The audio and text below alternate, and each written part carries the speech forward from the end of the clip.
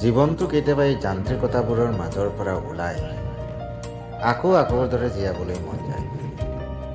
তেনে এটা সুযোগে পালোঁ এদিন হঠাতে কলিয়াবৰ হৈ জামুগুৰি হাটৰ মোৰ মাহীহঁতৰ ঘৰখনলৈ যোৱাৰ। যাবৰ পৰত নিজান অকলশৰীয়া ৰাস্তাটোত মোৰ মনৰ অনুভূতিখিনি।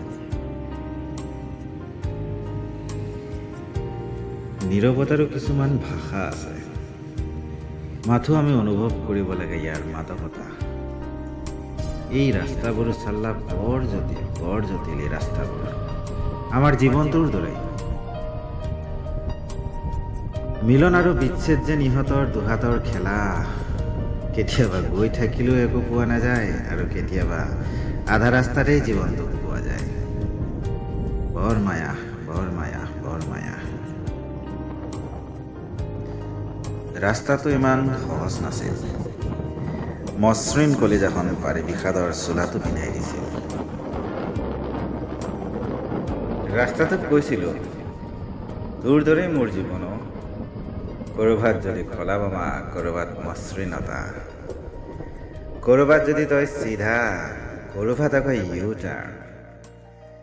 চাল্লা জীৱনৰ ইউ টাৰ্ণত পৰি ক'ত দিক বিদিক হেৰুৱালো গমেই নাপাওঁ। এতিয়া কেৱল তয়ে ভৰসা,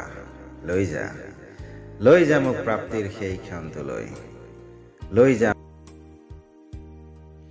আমি মানুহবোৰো আচৰিত জীৱ, এই প্ৰকৃতিটোৰ দৰে। জীৱনৰ সেউজীয়াখিনি ৰুই আমি হালধীয়াখিনিলৈ অপেক্ষা কৰোঁ, ঠিক এই ধাননি পথাৰখনৰ দৰে। এসময়ত সেউজীয়া আৰু এতিয়া কাৰোবাৰ বুকু ভৰাই বিশাল হালধীয়া।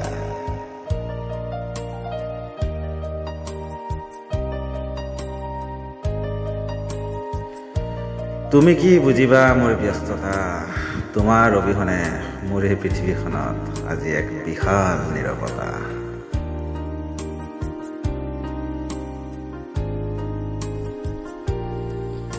এইখন মোৰ জন্মস্থান, কলিয়াবৰৰ বৰবৰীয়া গাঁও। পুৱা উঠিয়েই লৰ দিলোঁ, যেন প্ৰেয়সীয়ে দুহাত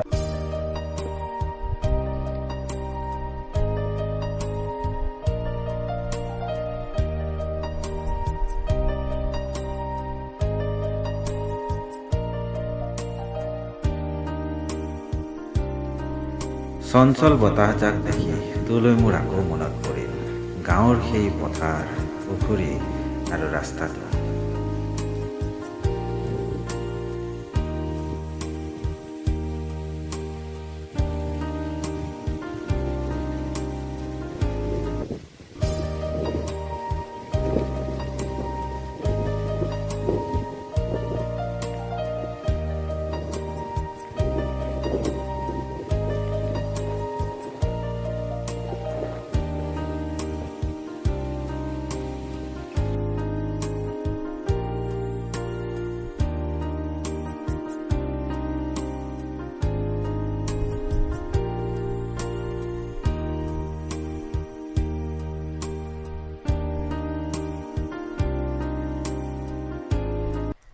এয়া আমাৰ মৰমৰ সকলোৰে শ্ৰদ্ধাৰ মহাদেৱ গৌম বাবা ভোলানাথ।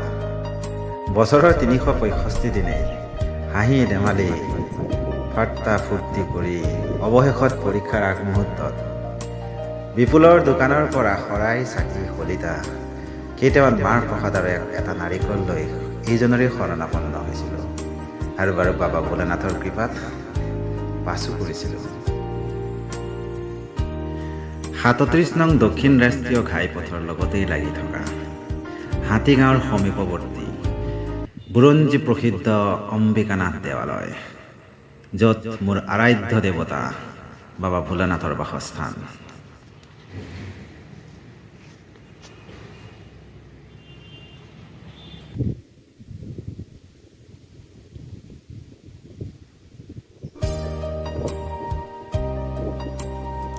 এইখন কলং নৈ, নগাঁওবাসী তথা কলিয়াবৰবাসীৰ জীৱনৰ আয়ুস ৰেখা।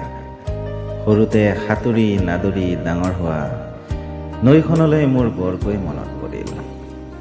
শৈশৱত কৰা ধেমালিবোৰ সময়ৰ লগে লগে ক'ত হেৰাই গ'ল গমেই নাপালোঁ। এসময়ত কাঠৰ দলংখনত থকা সেই বদমাচিবোৰ এতিয়া পকা দলঙলৈ ৰূপান্তৰিত হ'ল। কেতিয়ানো কাঠবিলাক গুচি কংক্ৰিটৰ খুটা গঢ় লৈ উঠিল গমেই নাপালোঁ। তথাপিও চেষ্টা কৰিছোঁ আকৌ সেই দিনবোৰলৈ উভতি যাবলৈ। এইবাৰ ঢাপলি মেলিলোঁ মই পঢ়া স্কুলখনলৈ, বৰভগীয়া হাইস্কুল, য'ত মই মোৰ সোণালী শৈশৱ পাৰ কৰিছিলোঁ।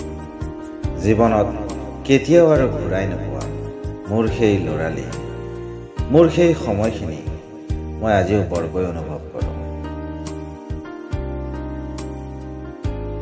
আৰু এইখন মোৰ কলেজ, কলিয়াবৰ মহাবিদ্যালয়, য'ত মই মোৰ জীৱনৰ 5টা বসন্ত অতিক্ৰম কৰি স্নাতক ডিগ্ৰী লাভ কৰিছিলোঁ। আৰু এতিয়া উভতিবৰ সময় হ'ল। এই বিশাল নিৰ্জনতাত বেলিটোৱেও লুহিয়াবলৈ আৰম্ভ কৰিলে। এটা ভাৰাক্ৰান্ত মন লৈ মই মোৰ কৰ্মস্থলী গুৱাহাটীলৈ আহিবলৈ সাজু হ'লোঁ। এটা দিন মই মোৰ শৈশৱৰ লগত জড়িত মোৰ বস্তুখিনি, মোৰ সপোনখিনি, মোৰ স্মৃতিখিনিৰ লগত অতিবাহিত কৰি বৰকৈ সুখী হ'লোঁ।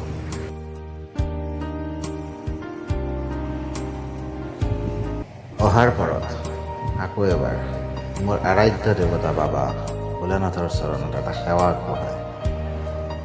আজি এই মধুময় দিনটো মোক উপহাৰ দিয়াৰ বাবে ধন্যবাদ জনাই মই মোৰ কৰ্মভূমি গুৱাহাটী অভিমুখে মোৰ গাড়ী চিকুৰাই দিলোঁ।